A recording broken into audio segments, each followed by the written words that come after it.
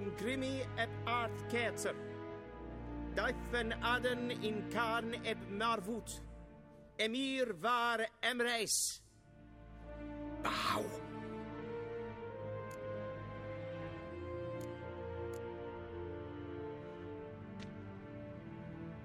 Your Imperial Majesty. Arer ep do orde. Evelian namen, wat gern favort.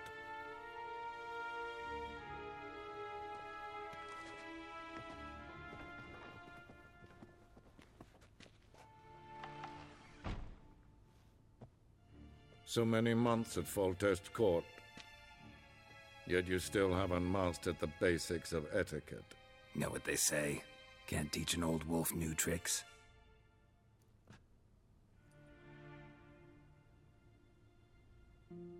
Take it you didn't summon me to reminisce about the good old days, so... Silence. My daughter Cirilla, she's returned. And she's in danger. The Wild Hunt pursues her. You will find her and bring her to me.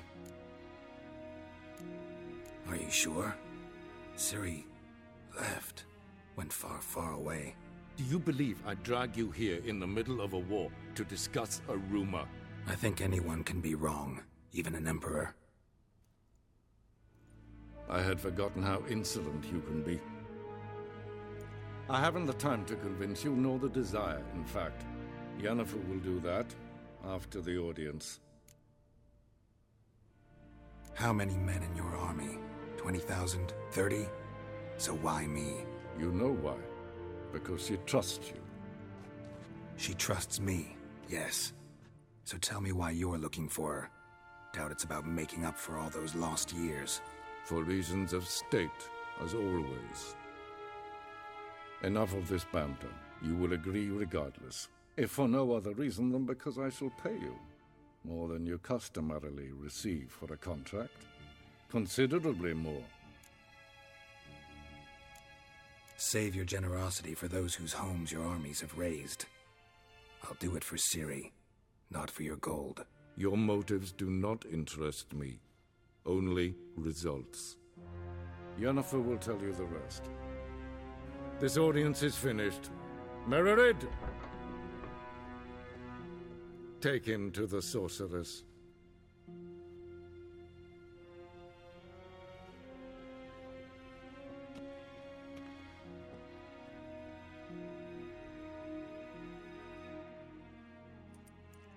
Did the gentleman not understand? Did I not emphasize adequately that one must bow to the Emperor? Relax. Nothing happened. To the gentleman. But I shall be punished. How? Please keep close and bother no one.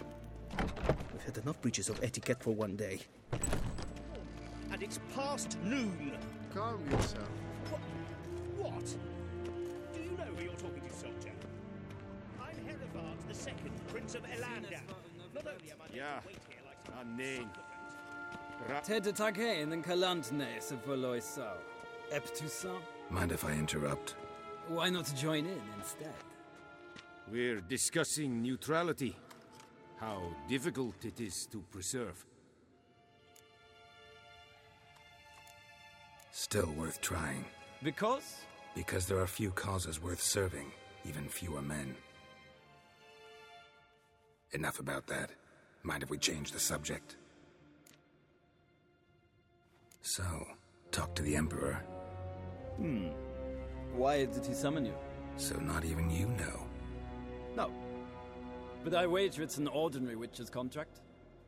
Mm-hmm. Some werebubs. See ya. Soon, mind you. not in a hurry to see the sorceress? Esvedev, Evel, Kata Ath. Forgive us, sir. We are occupied. Did I not request?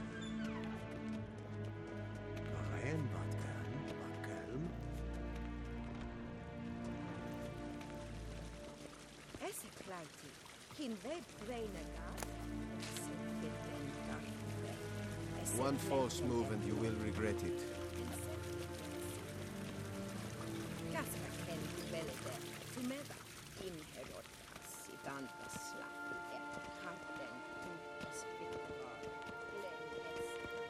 Once the gentleman is done, he should see me to retrieve his possessions.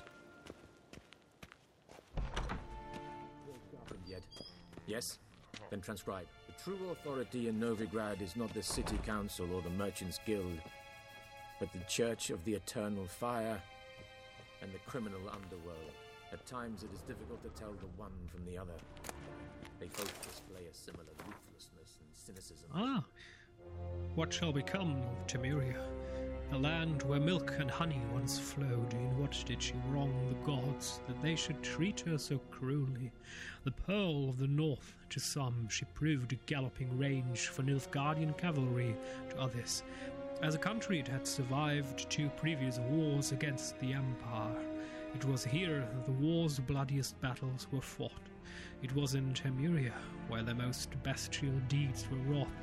It was Temerian civilians who bore the full brunt of these war's horrors. And bear them we did, bravely and steadfastly, until the demise of our great protector, King Foltest.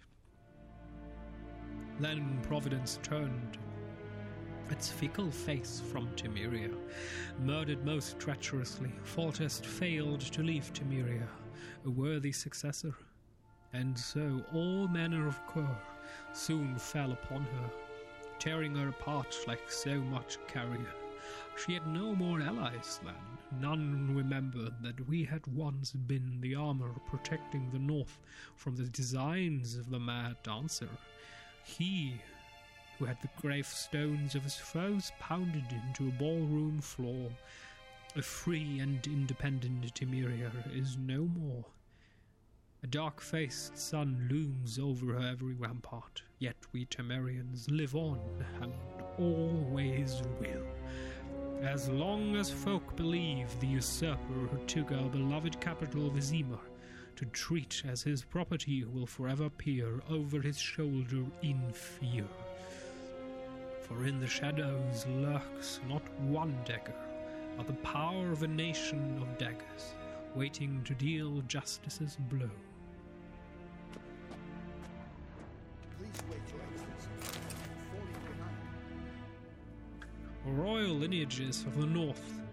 Cyrilla Fiona Ellen Rhiannon, born in 1251, heiress to the throne of Sintra, Princess of Brugge and Duchess of Sodden, heiress to Innis Art Skellig and Innis An Skellig, and suzerain of Utter and Abyara, daughter of Pavetta, see Pavetta Fiona Ellen, and the Urchin of Erlenwald, see Emir var Elmris, granddaughter of the famous lioness of Sintra, Queen Calanthe, see Calanthe Fiona Rhiannon.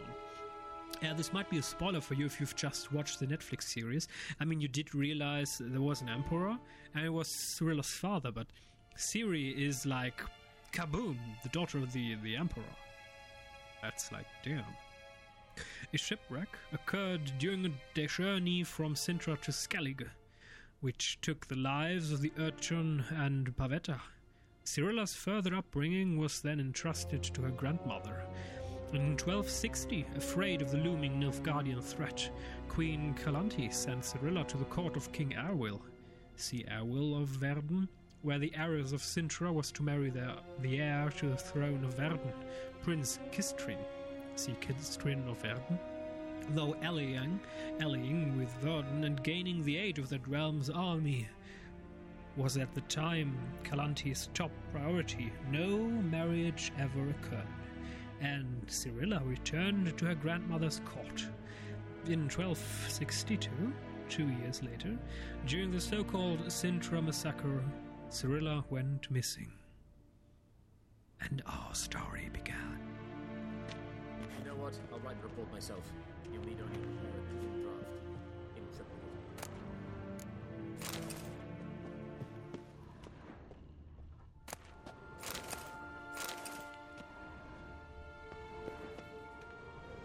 A shame I have no time.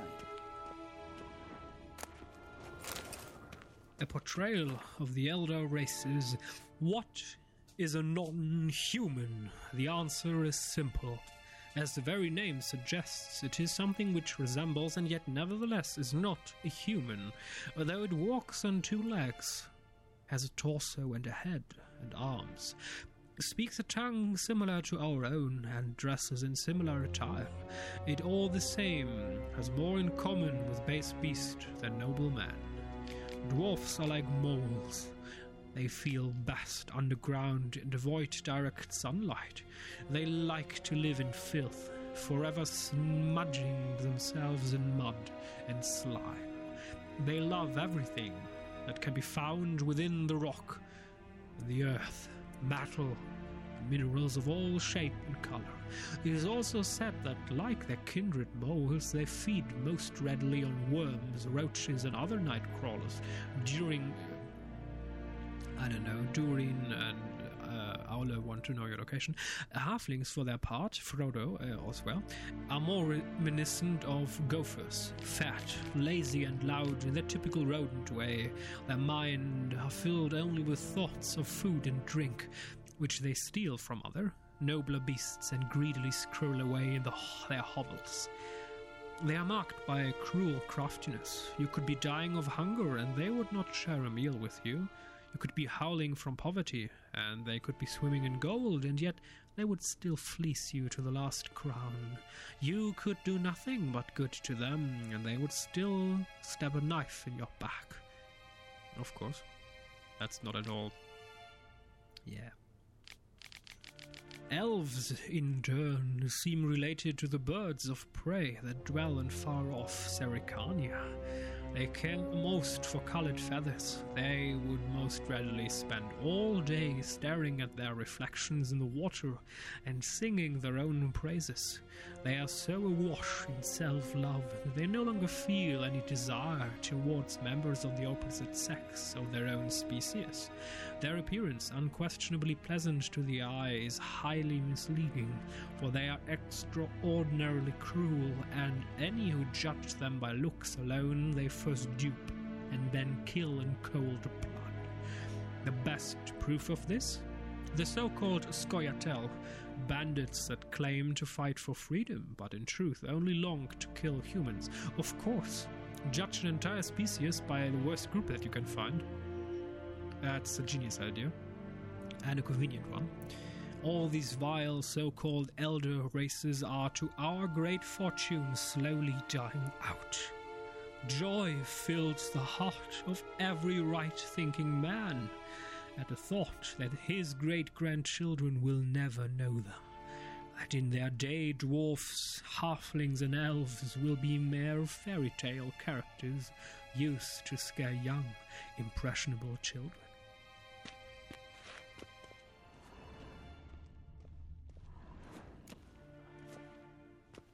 Geralt, that tunic, you look positively smashing. Dying to take it off. I'd consider that a proposition under different circumstances. One I might even take you up on. But we've matters to attend to. Now do you understand why I'm at Emir's court? Uh-huh. And seems we're in the same boat now. Ciri, she's really back? No chance he's mistaken? Look, that's more or less what she looks like now. Or so our agents claim. Our little witch has grown into a young lady.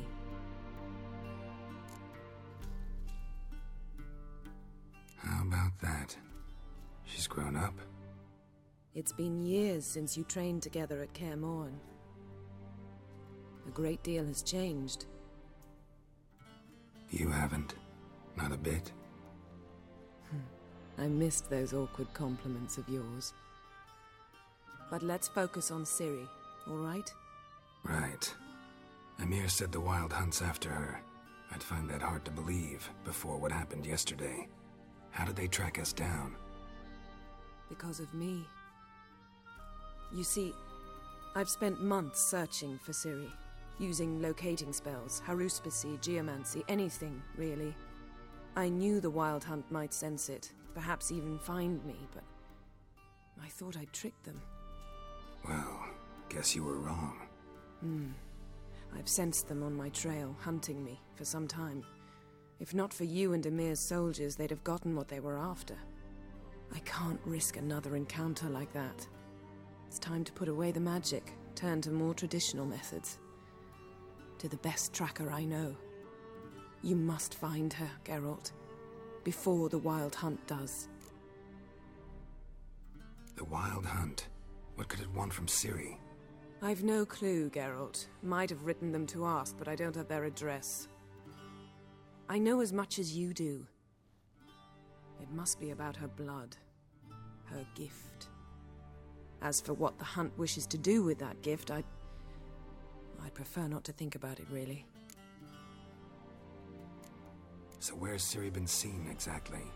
In 2 places. Velen and Novigrad. The trail in Velen is most promising. You should make that your first stop. Ask for a merchant named Hendrik at the inn at the crossroads. One of the Emperor's agents. He should get in touch with you. That's it? No passwords? Secret handshakes? None. Sorry to spoil your fun. Your boyhood fantasies about the crafts of the trade. All we have in Novigrad are unconfirmed reports, rumors. But there you will have the help of our mutual acquaintance. Triss Merigold. Apparently she's got a cozy flat on the main square. Sure she'll be delighted to see me. What about you? What will you do? I shall sail for Skellige. There was a magic explosion there recently, blew half a forest down. I believe this had something to do with Ciri. I'll be in Caer Trolde. Join me there once you've learned something. One thing before we go. Why didn't you contact me? Didn't need me? Didn't even want to see me? I didn't want to spoil things. I'd heard you and Triss made a great couple. Yen, I'd lost my memory. Really? That's your excuse? Let's drop it, all right? It's not what you think, or it helped me understand how much I love you. I don't wish to hear it. Any of it.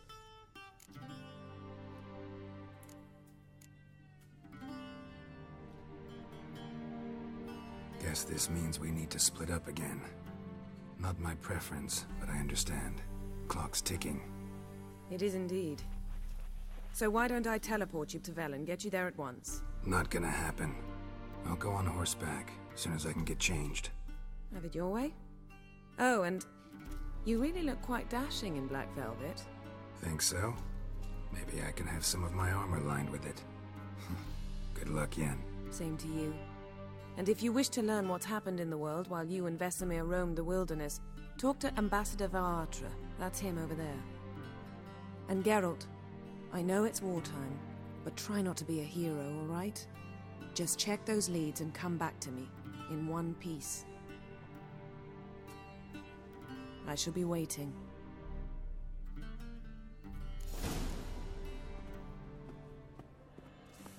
Oh, we will have to make a choice. Yennefer or Triss? Are we team Yennefer or are we team Triss? Ah, goodbye.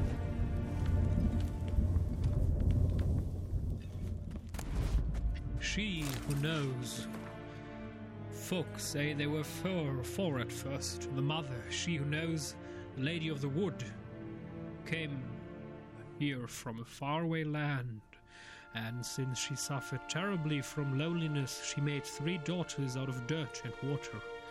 A long, long time ago, the mother was sole ruler of... Wait a second. I'm going to turn down the game volume. Her daughters brought her the people's requests and served as her voice. Each spring, sacrifices of grain, animals, and men were made to the Lady of the Wood on her special night. Yes, as... I apologize. I need to... Okay, now it's good. Yet as the years passed, the Lady of the Wood slipped deeper and deeper into madness. Her madness eventually spread over the land. Men took to abandoning their homes and setting out into the bog, where they became food for beasts. Before long, Velen was drowning in blood. The daughters saw their land nearing destruction and took it upon themselves to save it. When spring came once more, and with it the night of sacrifices, they killed their mother and buried her in the bog. Her blood watered the oak atop Ard Carbine, and from then on the tree grew wholesome and hearty fruit for the people, As for the lady's immortal soul, it refused to leave its beloved land, and so the sisters imprisoned it. Oh dear. To this day it lies trapped beneath the whispering hillock, where it thrashes about in powerless rage. What? The creator of all things? What?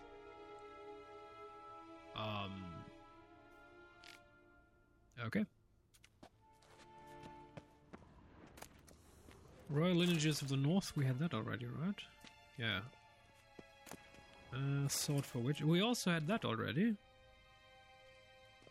That's not news. The Wild Hunt, that's new. From farmers and herdsmen, milkmaids to midwives, all the common folk of the continent whisper, sharing tales of a wraithly procession pounding across the sky. The Wild Hunt, they call it. Winds and gales, storms and blizzards arise when it is sighted, and all grows cold, though the sun shone bright moments before. Some remember only the cold from the shock of the encounter, and claim the riders come always in winter. But nay, this is not so. The hunt brings its own ice. Death and war gallop in its wake. Or so the superstition goes. Yet evil enough is the hunt itself. It takes folk captive, youth, most often in the prime of their wilding years, with 10 to 20 summers behind them. The hunt rushes in and they disappear, only to return long years later with no memory of what passed in the time between. Rusty Broodknife, seriously? How is it possible that in a place where the Emperor himself exists, there is a rusty Broodknife? 4,000 lashes. Okay, the collected verse of Gonzalo de Verseo. Love. To love is to build a house of cards. The last season that was butchered and joke want to know your location. Seriously. House of Cards was about one person and then they just changed the main story in the last season. Ugh. Sorry. I didn't watch it, by the way. I refused to watch the last season of House of Cards. Simply because, no. I'm not going to do it. I mean, you can think about Kevin Spacey whatever you want.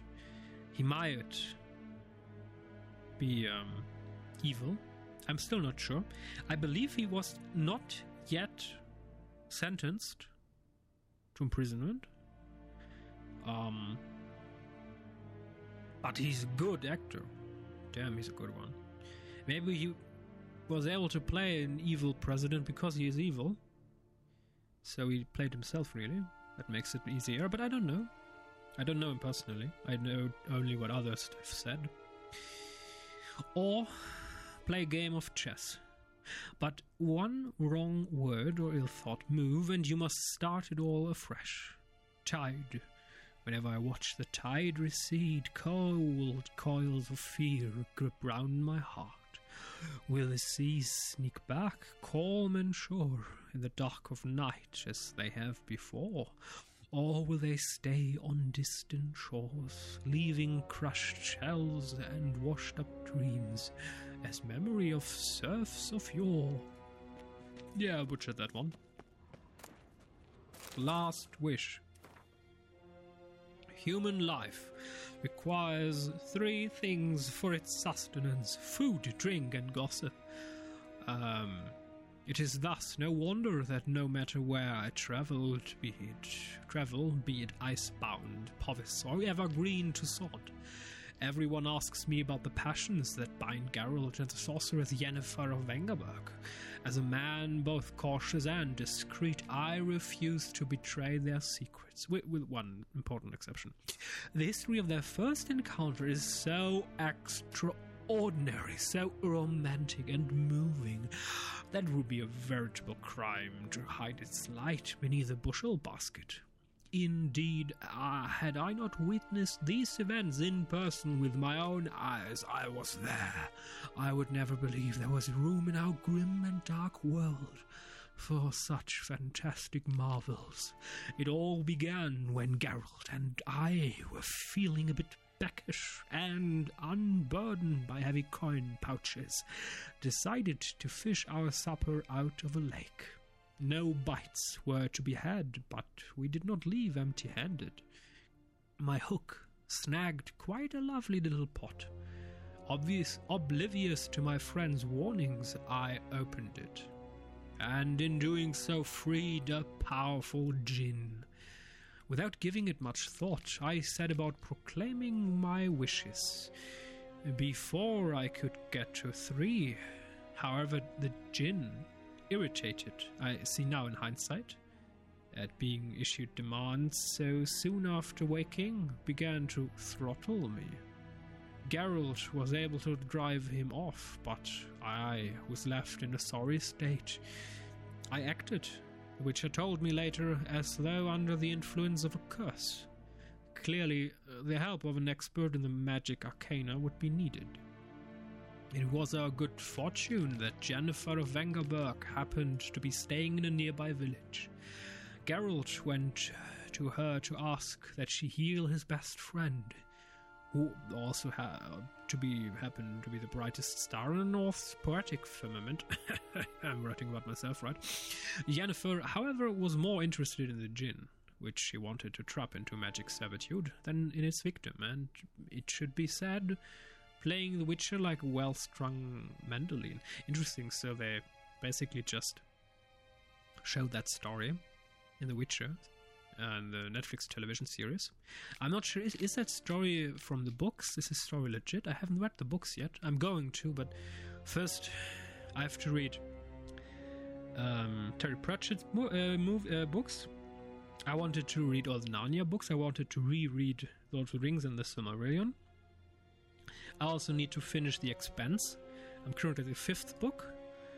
Oh, there's so much to read and so little time. And there's also this YouTube channel and my other life.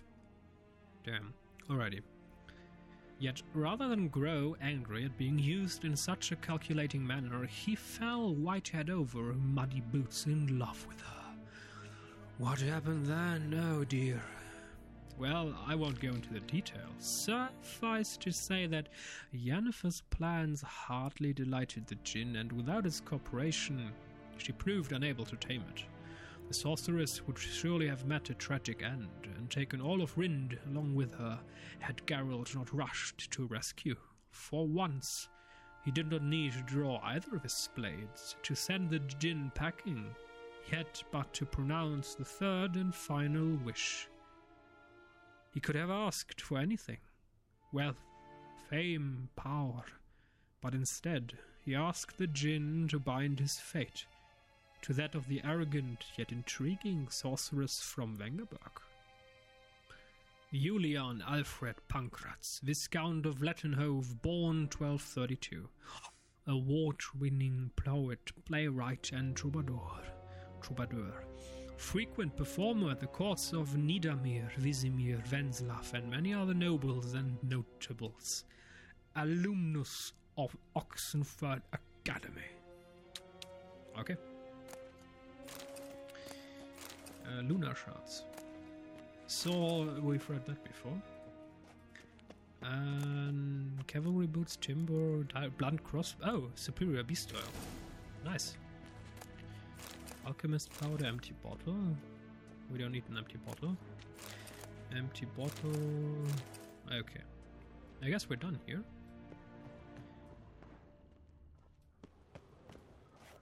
Okay, that one's locked. Let's talk to the other guy in our next episode. Until next time.